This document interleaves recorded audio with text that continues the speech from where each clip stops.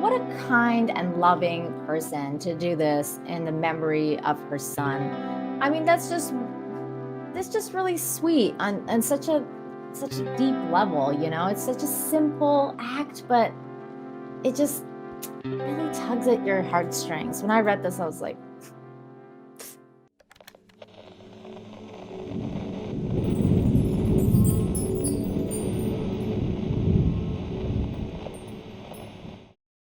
what's going on, everyone? It's Nina Infinity. Welcome to my channel for Infinite Hope, where I discuss good news on Fridays, every Friday. It's been quite a while, actually. I think it's episode 36. And if you're watching the highlights, be sure to smash that like, hit that subscribe button if you're new here, and share the stream out there, or share the video, the highlights out there, because sharing is caring, and we need more people to add to the positivity. So thank you guys so much.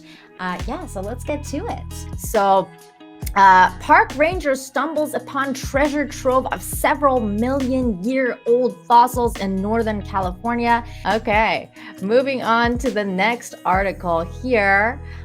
Some dude is spreading hope, messages of hope. You guys know how I feel about messages of hope. Man inspires town during lockdown, spelling out messages with rubber duckies in front of yard. How cute. This is Be Strong with rubber duckies. He gets up at the quack of dawn, presumably, and uses the yellow toy ducks to spell out words of hope, encouragement, wisdom, and has been doing it for months. It says, be kind on this one. Aw, no fear with the little heart. Aw, so cute. A message from the Lion King, Hakuna Matata. Hakuna Matata. Reach for the stars. Oh, that's so sweet. Here is another cool thing that happened. 12-year-old catches 26.6 pound salmon, hits the jackpot, literally. An annual father and son fishing trip produced a once-in-a-lifetime catch for a 12-year-old boy who landed a 26-pound, 10-ounce king salmon on Lake Ontario while fishing with Rochester Sport Fishing. On the boat, the captain said, it might be a $15,000 fish. My jaw just dropped. And there they are with their prize and the bigger prize. Holy cow, look at that fish. That is insane.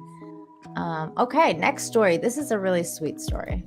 I was like, I'm not crying. You're crying. Woman pays for stranger's cake at Indiana grocery store in honor of late son's 35th birthday. An Indiana woman who lost her son 5 years ago is keeping his memory alive, encouraging others to spread the kindness, one random act at a time. You guys know how I feel about random acts of kindness. This was really sweet. This is the letter. We'll get to this.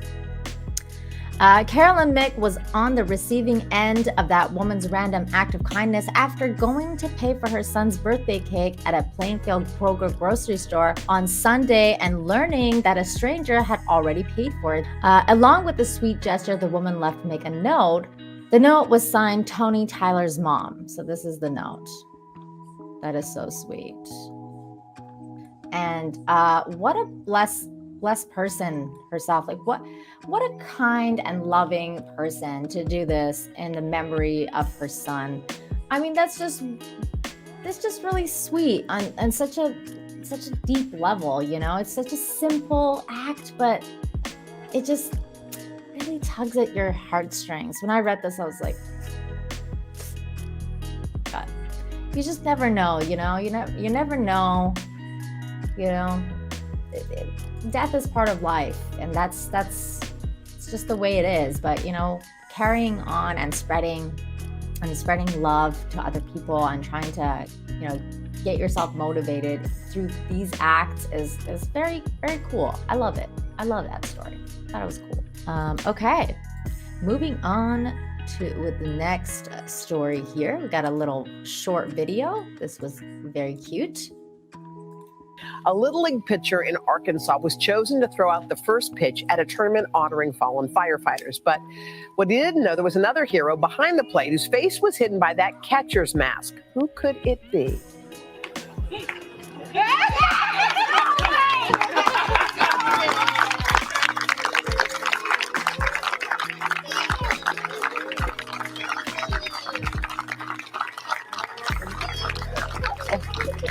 Oh, That is Dad. Lieutenant Commander Joe Morris. He's been overseas with the Navy for a whole year. He was granted a 2-week leave to visit his son, his 2 daughters, and his wife. Like when he tossed that helmet, that was everything. Wow, sweet. oh, it's true. That was so sweet, you guys. I love that. Next, we're going to talk about this cool story. We have a couple heroes to highlight in this episode. Starting with this man, a shepherd is hailed as hero, braving freezing temperatures to save 6 runners in Chinese ultra marathon. Dang. There he is in his cave and his emergency supplies. I mean, that's cool, right? There he is. He saved a bunch of people. He's a hero. This is another heroic story. And it says over $25,000 raised for boy mauled while defending siblings against dogs. Over $25,000 has been raised in a GoFundMe account for a Detroit boy as of Friday who was viciously mauled while defending his 3 younger siblings after 2 canines got loose in the neighborhood. He is a hero. Not all heroes wear capes, and this young man is a hero. I'm telling you, man, dog attacks are crazy. And for him to just be so selfless and so giving and kind to his adopted siblings, that's just, yes. He's a hero. He's a hero and should be recognized. Yay. All right. So moving on with the next heroic story. There's another heroic story here. A Connecticut teen saves the lives of a mom and 3 children by pulling them from a burning car. So Justin Gavin recognized for saving mom and 3 children. That's him. This is Captain Michael De Silva of the Waterbury Police Department. Today, on September 9th, 2020, the Waterbury Police Department received several calls describing a burning car with a woman trapped inside on West Main Street.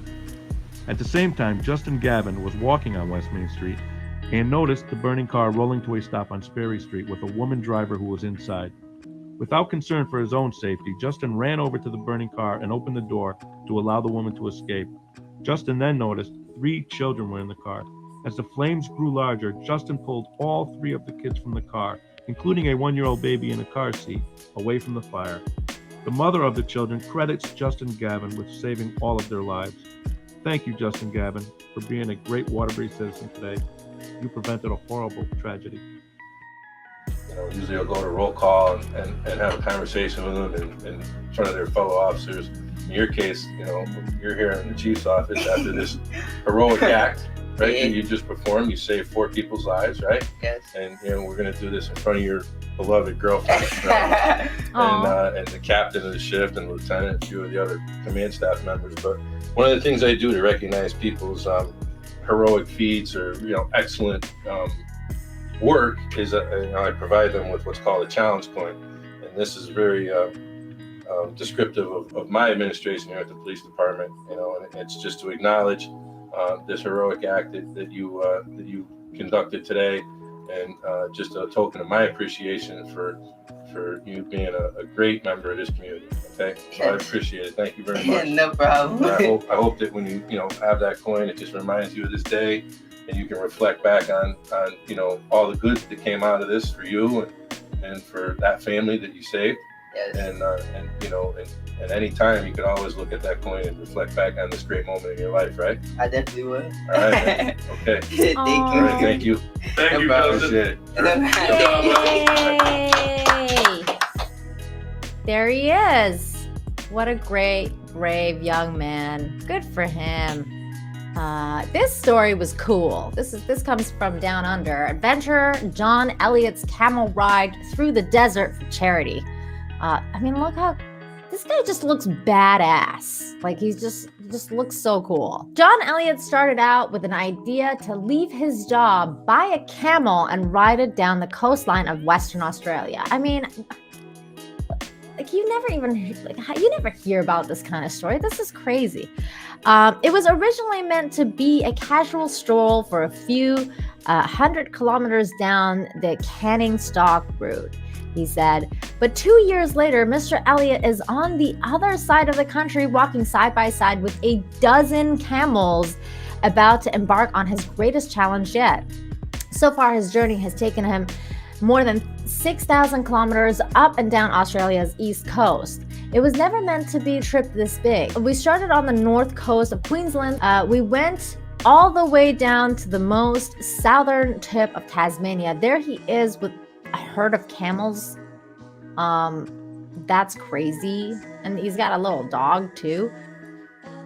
Once again, I'd like to thank you all for joining me today. Be sure to hit that like, smash that subscribe button if you're new here, and share, because sharing is caring, and we want to get as many people as possible involved in the positivity. So thank you guys so much, and I'll see you next time. Bye!